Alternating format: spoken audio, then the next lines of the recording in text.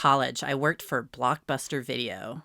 If you're too young to know, we used to have these places you would go to check out movies, kind of like books from a library, only they were about $3.29 a piece for the new releases, not free. And you had these things called a VCR that would play these movies on VHS tapes, and we had to drive to get movies. I know, we were truly oppressed. Now, as a young cinephile adult, this seemed like the choice job. 9 free rentals a month, flirting with college guys over their movie questions, flexible hours to accommodate my classes, a bike ride away, and I got all this amazingness for the low, low price of an invasive drug test, violating privacy and bodily autonomy with a hair test. They actually cut off my hair. Forced to buy my own uniform, which consisted of a men's blue button-up shirt and drab khaki pants. A starting wage of $1 an hour less than my male coworkers. The minimum wage, by the way, at that time in the early 90s was $4.25 an hour. Begging to get a raise of 10 cents per hour after a year of commitment. Working holidays to make time and a half pay. Finally, a wage more compatible with the hours and loyalty I put into that job. And, of course, being abused by customers weekly over delinquent accounts. But I was told how lucky I was to have a job, so I believed them, and I walked the corporate line. Until I didn't. One customer chose a Saturday night, our busiest night of the week, to call our store and complain about her late fees. I was working the cash register, and all of us had lines stretched to the back of the store. I was the lucky one who answered the phone.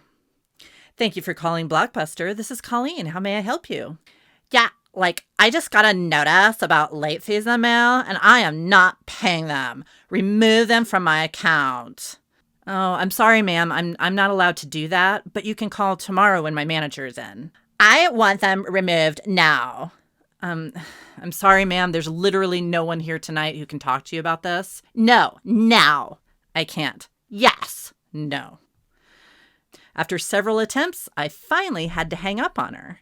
The next day, I arrived to my angry manager confronting me about this conversation. The customer had called my manager to complain about my rudeness. I explained what happened, but my manager, who was probably under pressure from her bosses, made me call Karen and apologize to her for being rude to her.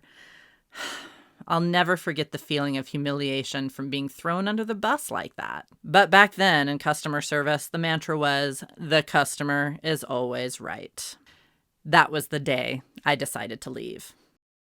My experience was far from unique. People all around the world are slaves to their bosses, fearful they will lose their shitty jobs they don't even want in the first place, because the alternative could mean homelessness, hunger, and literal death. And I was one of the privileged ones, right? There's so many people stuck in situations they can't get out of. And while our bosses and the CEO class make and enforce policies to keep us all divided, they keep pulling in the big bucks.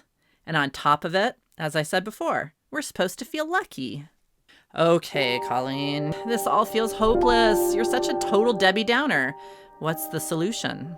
Well, naturally, I don't have all the answers. No one person does. Which actually leads me to one obvious solution. Collective labor power, or strengthening unions.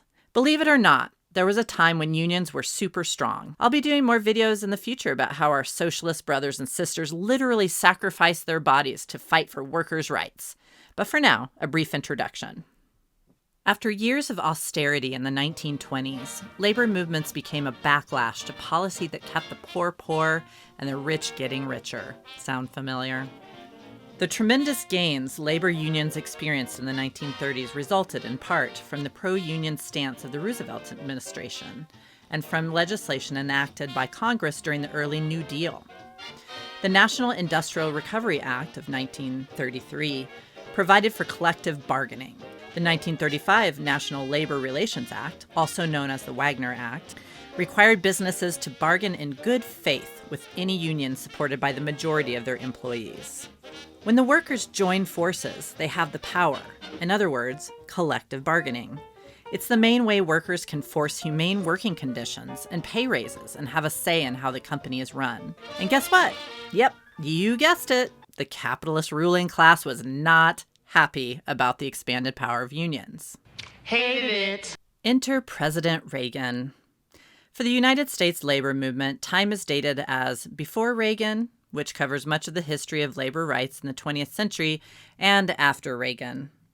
The former actor and original MAGA enthusiast began years of union busting when in 1981 he fired striking air traffic controllers who were part of the Professional Air Traffic Controllers Organization, or PATCO. Time magazine rated the Reagan-PATCO showdown as the third most notable federal standoff in American history, also noting that major strikes dwindled from more than 300 a year before PATCO to just 30 per year, and still falling 2 decades later. It set the tone for the Reagan presidency and set the stage for a shift in power from labor to capital that still exists today. Behemoth companies like Amazon have long been in the practice of union busting.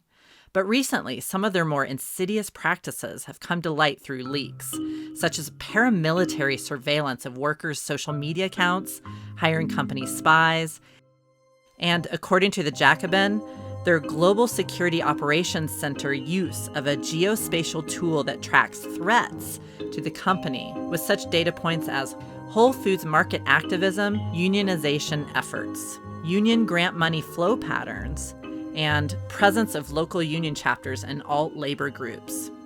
I mean, they sell us free market capitalism, and these companies are literally using global paramilitary-style surveillance against workers. We hit dystopian nightmare years ago, kids. But if you think the insidious practice of demobilizing labor organizing is strictly limited to the private sector, let me introduce you to a little phrase called right to work laws. That came about by means of the Hartley-Taft Act in 1947 as a backlash to FDR's union expanding policies. You may have passively heard this term bandied about and thought, yeah, a right to work, rights. That sounds like a good thing. What's the problem? Well, it's anti-union propaganda paid for and force-fed to you by wealthy politicians and corporate oligarchs and their loyal right-wing lapdog media outlets like Fox News. That's the problem.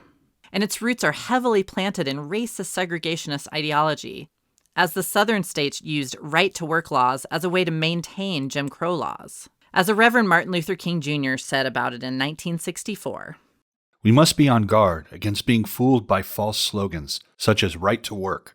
These so-called right-to-work laws have been enacted in the southern segregationist states in order to make a crime out of anyone trying to achieve the freedoms guaranteed by our Constitution and Bill of Rights. It is a whip to preserve the sharecropper wages and poverty system that has been used to keep working people in their place." Cut to today. According to a 2020 study published in the American Journal of Sociology, right-to-work laws led to greater economic inequality by indirectly reducing the power of labor unions. Currently, 27 states with about half the U.S. population have enacted right-to-work laws. Scholars have described these laws as some of the most consequential anti-labor provisions passed in the 20th century, and many local, regional, and national social movements have been motivated to act by the prospect of a state passing or repealing these laws, as one can see with the contentious political activity surrounding Wisconsin's passage of right to work in 2015 and Missouri's repeal in 2018. It may seem pretty hopeless, but don't ever forget about the power of people in numbers. Our great Constitution begins, "We, the people of the United States, in order to form a more perfect union." And while I know this refers to the Union of the 50 states, I can't help but draw from it a double meaning in the name of democracy.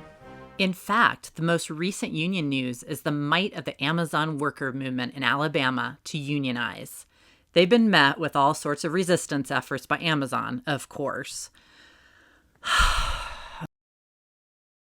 But they persevere, and this is what's needed.